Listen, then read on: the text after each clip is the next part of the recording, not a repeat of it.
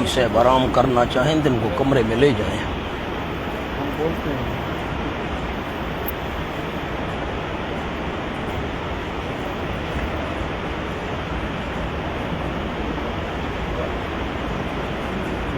الحمد للہ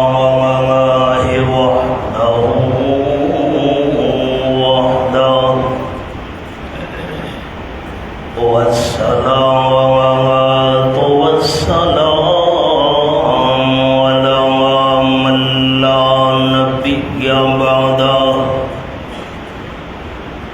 وعلى آله وأصحابه الذين أوفوا وعدهم.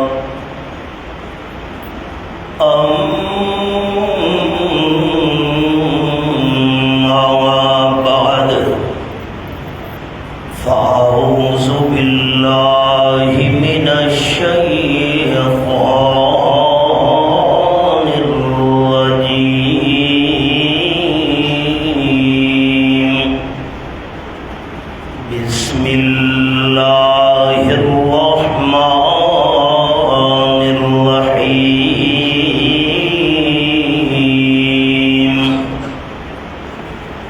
قل بفضل الله وبرحمته فبذلك فليفرحوا هو خير مما يجمعون.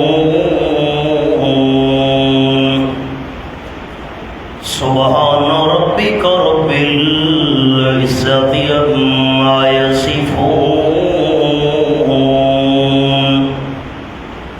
وسلام على المرسلين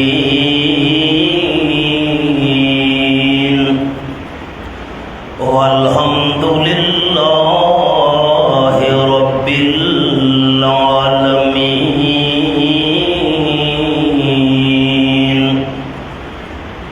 إن الله وملائكته يصلون على النبي يا أيها الذين آمنوا صلوا عليه وسلموا تسليما. اللهم صل على محمد وعلى آل محمد كما صليت على إبراهيم وعلى آل إبراهيم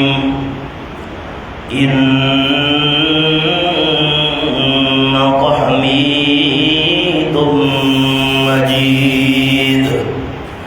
اللهم بارك على محمد وعلى آل محمد كما باركت على إبراهيم وعلى آل إبراهيم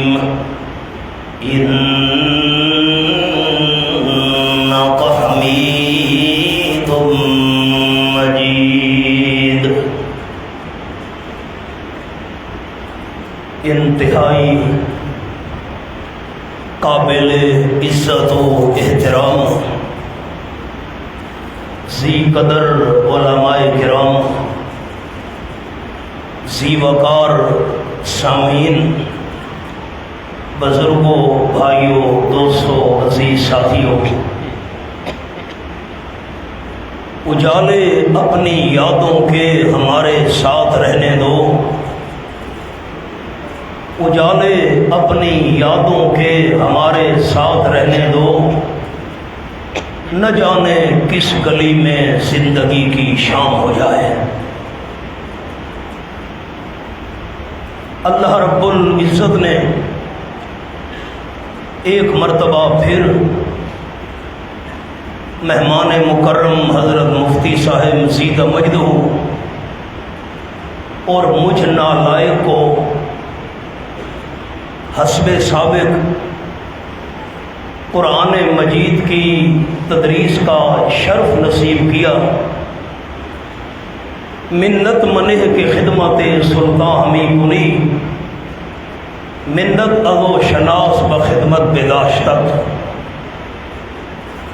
ہمارا بادشاہ پر کوئی احسان نہیں ہے کہ ہم بادشاہ کی خدمت کر رہے ہیں، یہ بادشاہ کا بہت بڑا احسان ہے کہ اس نے اپنی خدمت کے لیے قبول کر لیا۔ رئیس المفسرین سند المحدثین حضرت مولانا حسین علی رحمۃ اللہ علیہ سے قرآن مجید کی درس و تدریس اور تعلیم و تعلم کا جو سلسلہ شروع ہوا تھا، الحمدللہ آج تک رب العالمین نے ہماری جماعت کے علماء کرام کو یہ سلسلہ جاری رکھنے کی سعادت نصیب کی ہوئی ہے۔ ذالک فضل اللہ یؤتیہ من یشاء۔ رئیس المفسرین حضرت مولانا حسین علی رحمۃ اللہ علیہ ایک گاؤں میں پہنچے۔ ہمارے پنجاب کے اندر ایک ضلع ہے بکھر، وہاں پر ایک چھوٹا سا گاؤں ہے عمر والی۔ حضرت صاحب رحمۃ اللہ علیہ کا وہاں پر ایک مرید تھا، عالم بھی تھا اور حکیم بھی تھا، مولانا غلام احمد صاحب اس کا نام تھا۔ پورے گاؤں اور بستی کے اندر وہ اکیلا موحد تھا۔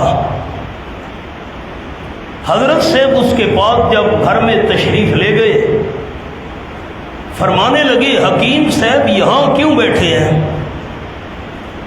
اس نے کہا حضرت کیوں؟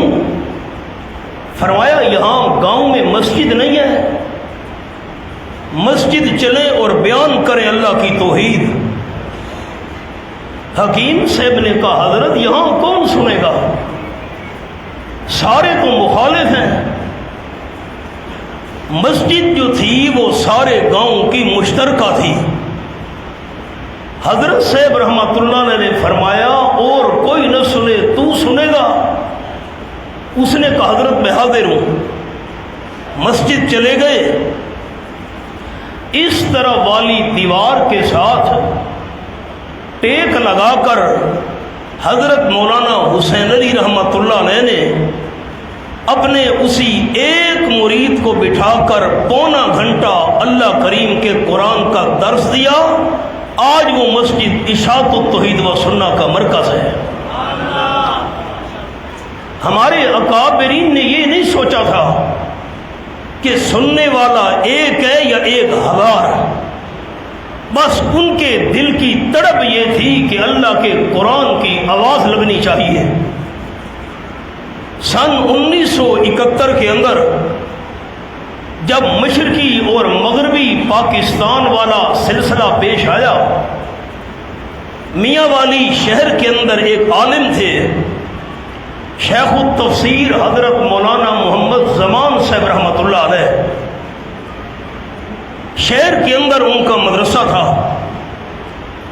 ایک مرتبہ میں یہاں جامعہ صدیقیہ میں دفتر کے اندر بیٹھا تھا، آپ کے کراچی کی بڑی ہی مشہور اور معروف شخصیت جناب حضرت مولانا مفتی نظام الدین شامزئی صاحب رحمہ اللہ، ان کی سوانح عمری پر مشتمل ایک کتاب پڑھی تھی۔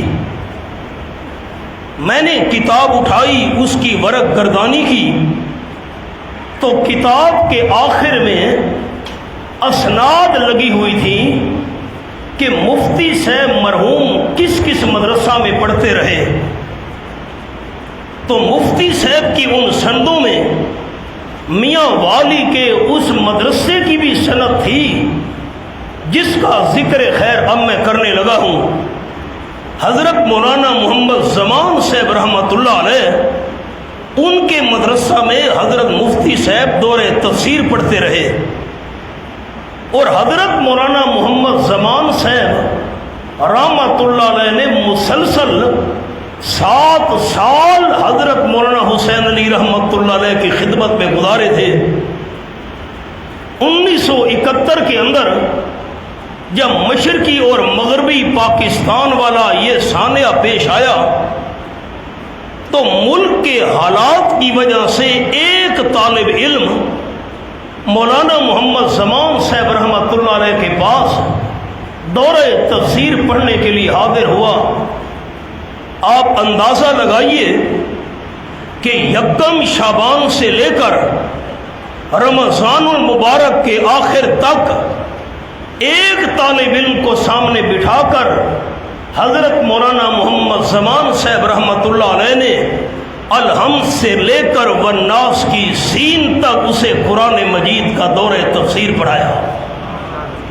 یہ تھی ہمارے اکابرین کی محنت۔ مفتی صاحبوں یا میں نالائق یا ہماری جماعت کی دیگر علماء کرام، ہماری یہی محنت اور کوشش ہے سننے والے جتنے بھی ہوں اللہ کریم کے قرآن کی آواز ان تک پہنچنی چاہیے۔ حضرت مولانا رفیع اللہ صاحب پیکر اخلاص ہیں، انہوں نے یہ سلسلہ شروع کیا۔ گزشتہ سال سے ہمارے لانڈی کے احباب نے حضرت مفتی صاحب کو زحمت دی۔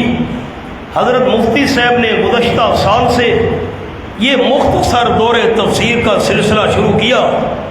الحمدللہ جتنے شرکاء ان دونوں جگہوں پر قرآن مجید کی اس درس میں شریک رہے، میں دل کی گہرائیوں سے دعا کرتا ہوں اللہ منتظمین کو، میزبان حضرات کو، تشریف لانے والے جو ہمارے مہمان طلبہ تھے ان کو، رب العالمین تمام معاونین کو اس ساری محنت کا اجر عظیم نصیب فرما کر آخرت کی بخشش اور نجات کا ذریعہ بنائے۔ میں نے قرآن مجید کی ایک مختصر سی آیت آپ کے سامنے تلاوت کی ہے۔ حضرت مفتی صاحب تو اہل زبان ہیں، اپنے فصیحانہ اور بلیغانہ انداز میں آپ کے سامنے اپنا درد دل بیان کر چکے۔ درد دل میں ہو تو درد آگاہ دیوانے بہت، درد دل میں ہو تو درد آگاہ دیوانے بہت، شمع کو جلنے کا ڈھنگ آئے تو پروانے بہت۔ میں آپ کے سامنے بس اسی آیت مبارکہ کے متعلق مختصر سی معروضات عرض کرنے کی جسارت کر رہا ہوں۔ وما توفیقی الا باللہ علیہ توکلت و الیہ انیب۔ سورت کا نام ہے سورت یونس۔ فرمایا اعوذ باللہ من الشیطان الرجیم، بسم اللہ الرحمن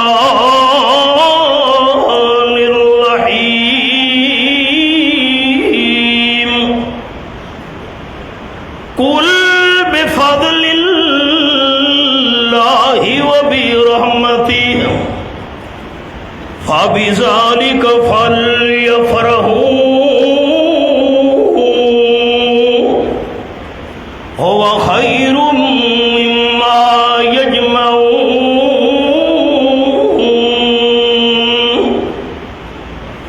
آیت نمبر 58، سورت کا نام سورت یونس اور 11واں پارہ۔ فرمایا اعلان کر دیجئے میرے حبیب صلی اللہ علیہ وسلم، جس بندے کو اللہ کا فضل نصیب ہو جائے، جس بندے کو اللہ کریم کی رحمت نصیب ہو جائے، اللہ کا فضل اور رحمت مل گئی، ان دونوں چیزوں کی وجہ سے اس بندے کو خوش ہونا چاہیے۔ ساری دنیا کی نعمتیں ایک طرف جمع کر دی جائیں، اللہ کریم کے فضل اور اللہ کریم کی رحمت کا مقابلہ نہیں ہو سکتا۔ اللہ کا فضل ایک، اللہ کی رحمت دو۔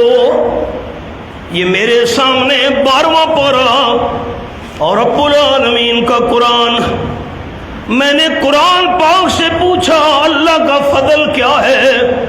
اللہ کریم کی رحمت کیا ہے؟ یہ دونوں چیزیں ملنے کے بعد بندے کو خوش ہونا چاہیے۔ اور رب العالمین کا قرآن فرمایا وَدَخَلَ مَعَهُ السِّجْنَ فَتَيَانِ، یہ آیت نمبر 36۔ لوگ جرم کر کے جیل جاتے ہیں، لوگ گناہ کر کے جیل جاتے ہیں۔ حضرت یوسف علیہ السلام گناہ سے بچنے کے لیے جیل پہنچا ہوا ہے۔ دو قیدی آ گئے جوان، حضرت یوسف علیہ السلام سے عرض کرنے لگے قال احدہما انی ارانی اعمل فوق رأسی خبزا، ایک نے کہا ان دونوں میں سے قال احدہما، اللہ کے پیارے پیغمبر یوسف علیہ السلام سے عرض کی انی ارانی آصر خمرا، حضرت میں انگور لے کر نچوڑ رہا ہوں، شراب تیار کر رہا ہوں، میں نے خواب دیکھا ہے۔ دوسرے قیدی جوان نے کہا میں نے خواب دیکھا ہے، میں نے سر پر روٹیاں اٹھائی ہوئی ہیں، ڈوڈے پرندے آ کر ان روٹیوں میں سے کھا رہے ہیں۔ نبنا بتأویلی، مہربانی کر کے ہمیں تعبیر بتائیے، ساری جیل والوں کو چھوڑ کر آپ سے تعبیر کیوں پوچھنے آئے ہیں؟ اِنَّا نَرَاكَ مِنَ الْمُحْسِنِينَ، آپ جیسا اعلیٰ کردار والا بندہ پوری جیل میں ہمیں نظر نہیں آیا۔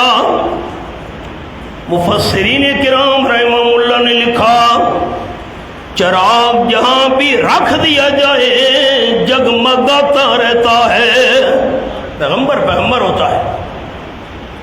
حضرت یوسف علیہ السلام نے فرمایا صبر، حوصلہ کرو۔ قال لا یاتیکما طعام ترزقان الا نباتکما بتأویل قبل ان یاتیکما۔ بڑے اقوال ہیں، بس میں ایک بات عرض کرتا ہوں، تمہیں جیل میں جو کھانا ملتا ہے، کھانا آنے سے پہلے میں تعبیر بیان کر دوں گا، صبر کرو۔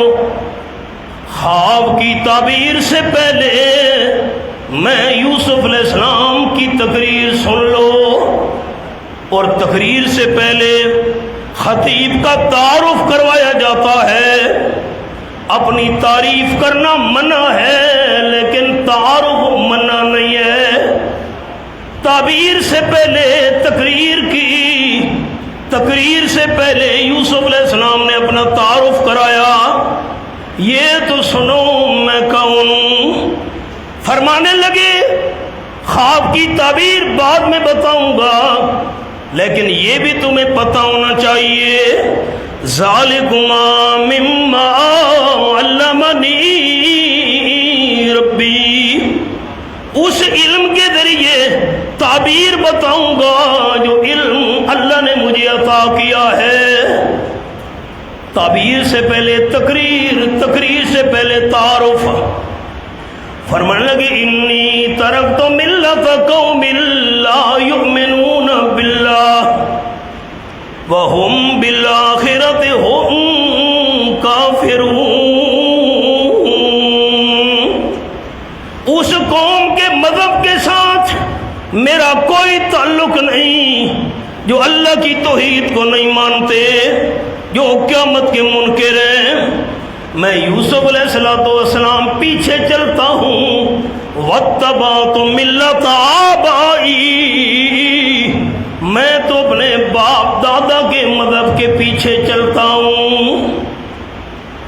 میں نے شرکائے دورہ کو کئی مرتبہ یہ جملہ عرض کیا تھا کہ جو بندہ قرآن پاک کی کسی آیت سے اپنا غلط عقیدہ ثابت کرنے کی کوشش کرے، آپ آگے پیچھے دائیں بائیں دیکھیں، جواب ساتھ ضرور موجود ہوگا۔ مفتی صاحب رکا آ گیا، مولوی جی تم تو کہتے ہو باپ دادا کے مذہب کے پیچھے نہیں چلنا چاہیے۔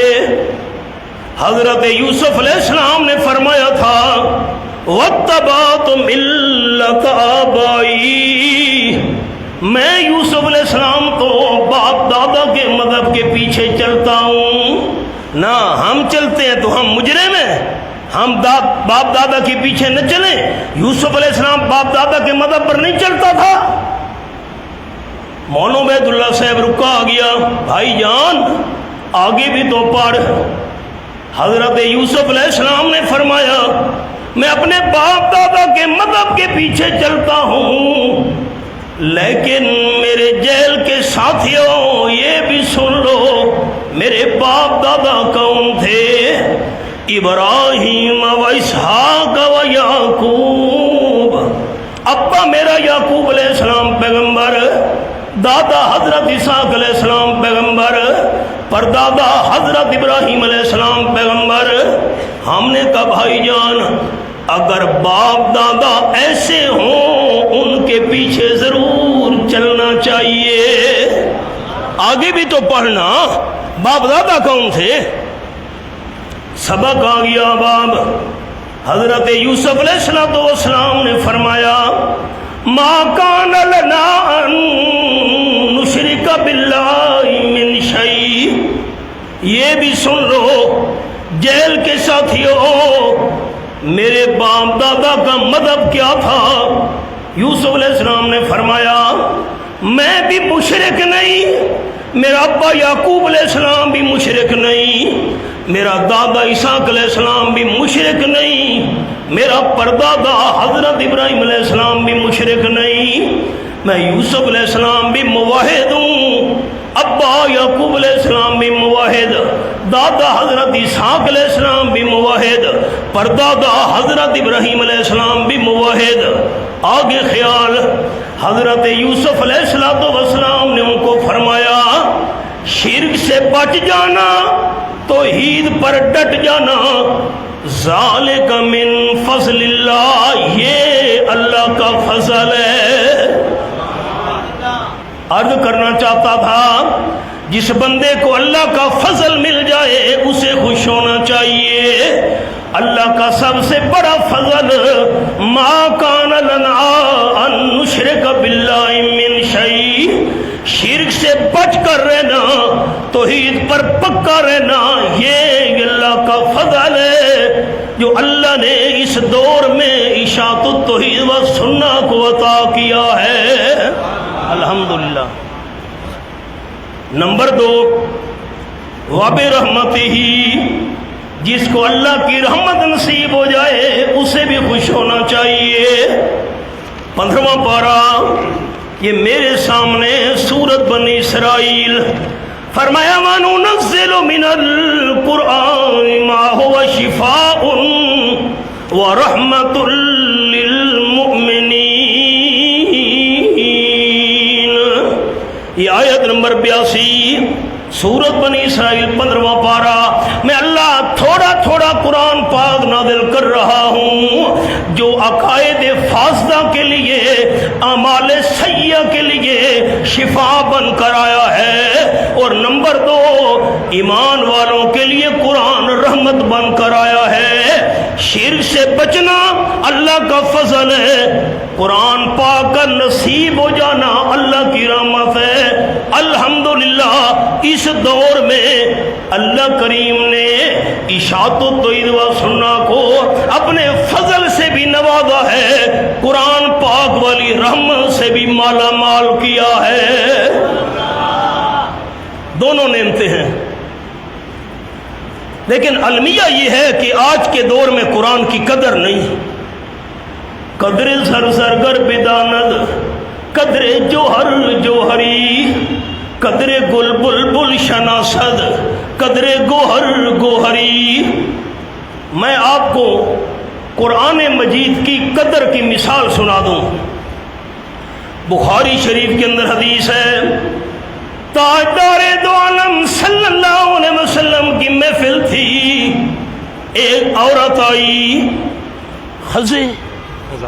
خزا ماشاء اللہ، خزا مولانا عبید اللہ صاحب، خزا. آپ مولانا عبید اللہ ہمارے بھائی ہیں، پشتو نہیں سکھاتے مجھے. خزا عورت آ گئی، کونے میں کھڑی ہو گئی، کہنے لگی حضرت میں نے اپنے نکاح کا اختیار آپ کو دے دیا ہے، آپ مناسب سمجھیں میرا نکاح اپنے ساتھ پڑھا لیں. حبیب کبریا صلی اللہ علیہ وسلم نے خزا اس عورت کی بات سن کر سر مبارک جھکا لیا، ایسے جیسے بندہ سوچ میں پڑ جاتا ہے. یہ آپ صلی اللہ علیہ وسلم نے سر مبارک جھکایا، سوچنے لگ گئے. ایک غریب سا بھی کھڑا ہو گیا، عرض کرنے لگا حضرت آپ کو ضرورت نہیں، میں غریب ہوں. اس عورت نے اپنے نکاح کا اختیار آپ کو دے دیا ہے، اس عورت کا نکاح میرے ساتھ پڑھا دیجئے. امام الانبیاء صلی اللہ علیہ وسلم نے فرمایا نکاح پڑھانے کے لیے تیار ہوں، حق مار میں کیا چیز دے گا؟ حضرت میرے پاس تو کوئی چیز نہیں، سونا چاندی مال پیسے کچھ بھی نہیں.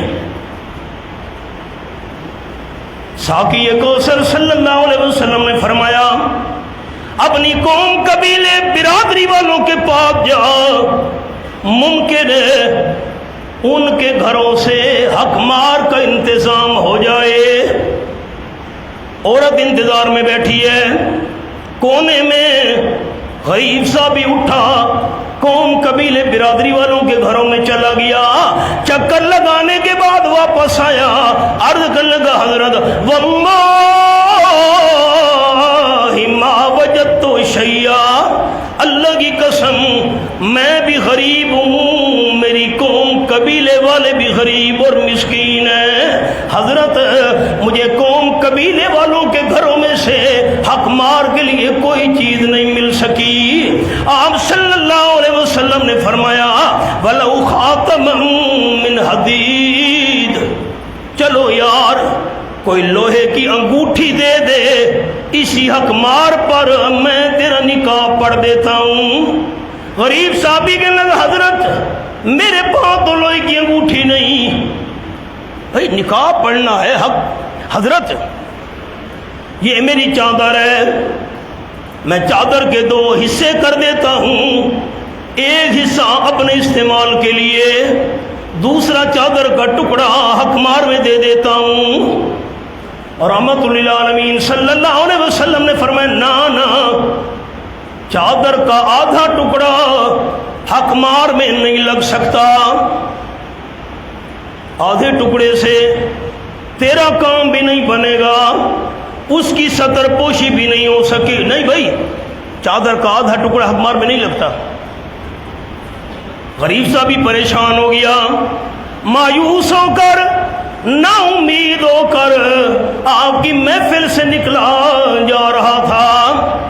اب جملہ خیال سے سنیے گا سارے طلبہ بھائی، آپ صلی اللہ علیہ وسلم تو ایمان والوں پر، صحابہ کرام پر بڑے مہربان تھے، آپ سے پریشانی برداشت نہ ہوئی. 11واں پارہ یہ میرے سامنے سورۃ التوبہ، فرمایا لقد جاءکم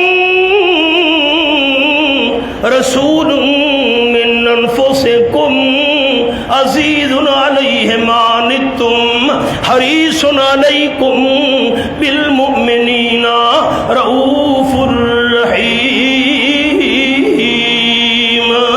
آیت نمبر 128. آپ صلی اللہ علیہ وسلم ایمان والوں پر بڑے نرم تھے، بڑے مہربان تھے. آپ صلی اللہ علیہ وسلم نے فرمایا میرے صحابہ کرام غریب صحابی کو بلاؤ، واپس آؤ، حضور بلا رہے ہیں، جلدی کر۔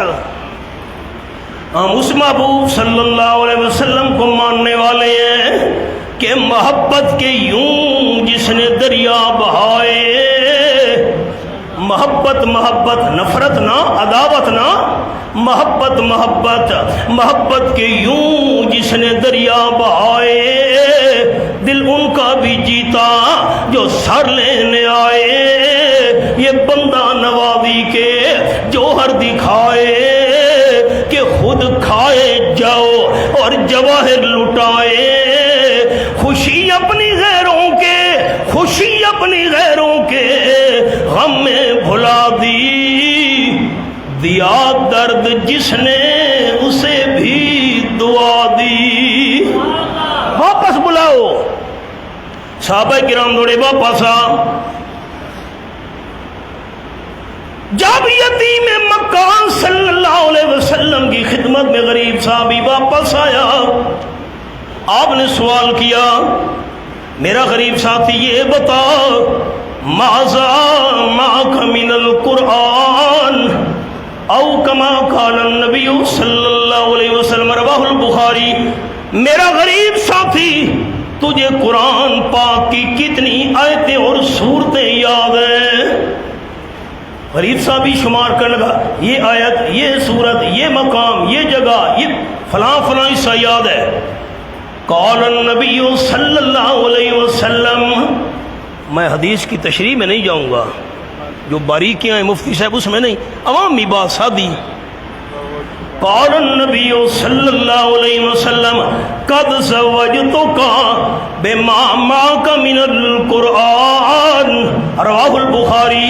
آپ صلی اللہ علیہ وسلم نے فرمایا میرا غریب ساتھی تجھے قرآن کی جتنی آیتیں اور سورتیں یاد ہیں یہ اپنی بیوی کو یاد کرا دینا، اسی حق مار پر تیرا نکاح پڑھ دیتا ہوں۔ یہ ہے قرآن کی قدر۔ امام اعظم ابو حنیفہ رحمۃ اللہ علیہ کا زمانہ تھا، ایک بندے نے طلاق اٹھا لی، کہنے لگا جب میری بیٹی جوان ہوئی، شادی کے وقت بیٹی کو رخصت کرتے ہوئے جہیز میں پوری دنیا کا مال اور خزانہ دوں گا۔ اگر میں نے بیٹی کو جہیز میں ساری دنیا کا مال اور خزانہ نہ دیا، میری بیوی کو طلاق۔ اب پتہ نہیں کراچی میں کیا رواج ہے، پنجاب میں تو یہ ہے لوگ طلاق پہلے دیتے ہیں، مسئلہ بعد میں پوچھتے ہیں۔ کل رات مجھے دبئی سے فون آیا، کل کی بات ہے، میرے پاس میسج محفوظ ہے کہ میں نے بیوی کو 6 بار طلاق دے دی ہے، کوئی گنجائش ہے؟ رات کی بات ہے، میرے پاس میسج محفوظ ہے۔ پھر میں نے اس کو جواب بھیجا رات، کوئی عشاء کے بعد بات کی بات ہے۔ مجھے راول پنڈی سے مفتی سے فون آیا چند سال پہلے، اس نے کہا حضرت میں اللہ کے گھر میں بیٹھا ہوں، مولانا عبید اللہ سے قرآن میرے سامنے ہے، باوضو۔ اس نے کہا حضرت میں نے بیوی کو 100 طلاقیں دے دی ہیں، اب کوئی گنجائش ہے؟ یہ خدایا نہیں بھائی 100 کے مہربانی کرو حضرت، کوئی گنجائش نکالو۔ اب اس کا مفتی صاحب پروگرام یہ تھا میری بیوی جو مجھ پر حرام ہو گئی ہے 100 طلاقوں کے بعد مولوی صاحب کی کیوں گھر بیٹھی ہے؟ حضرت اس کا پروگرام بھائی میری تو حرام کیوں؟ مفتی صاحب مولوی صاحب کرے گا حرام کو حلال، میں کروں حرام کو حلال، اور حرام کو حلال کرنا تو کفر ہے، میں کفر میں جاؤں تاکہ میری بیوی طلاق ہو جائے۔ اب اس کا پروگرام یہ ہے میری تو گئی، مولوی صاحب کی گھر کیوں بیٹھی ہے؟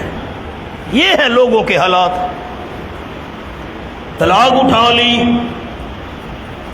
بیٹیوں کے جوان ہونے میں کون سی دیر لگتی ہے، بیٹی جوان ہو گئی، رشتہ طے ہو گیا، شادی کا وقت آیا، بندے کو طلاق یاد آئی، او ہو میں نے تو طلاق اٹھائی تھی، اپنی بیٹی کو رخصت کرتے وقت ساری دنیا کا مال اور خزانہ جہیز میں دوں گا، میں تو غریب آدمی ہوں، ساری دنیا کا مال اور خزانہ بیٹی کو جہیز میں نہیں دے سکتا، اب کیا کروں؟ بات چلتے چلتے مسئلہ امام اعظم ابو حنیفہ رحمۃ اللہ علیہ سے پوچھا گیا۔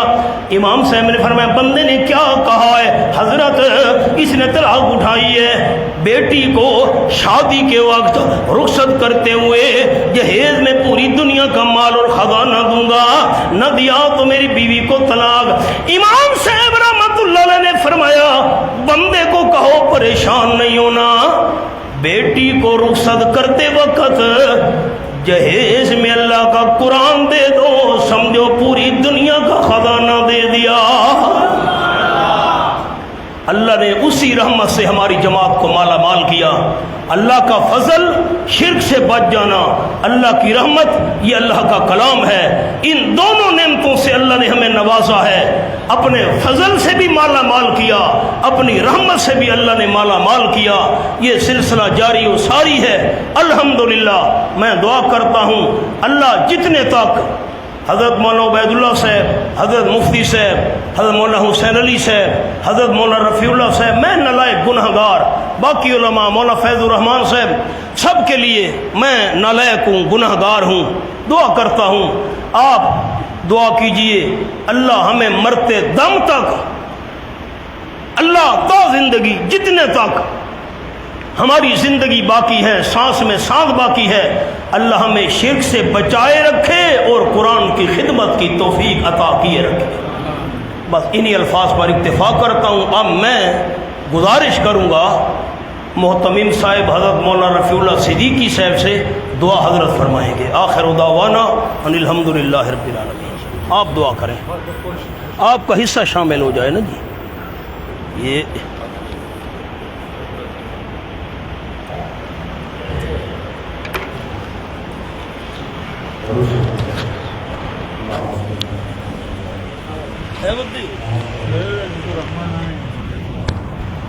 شہر پہ منو یہ خوش ہو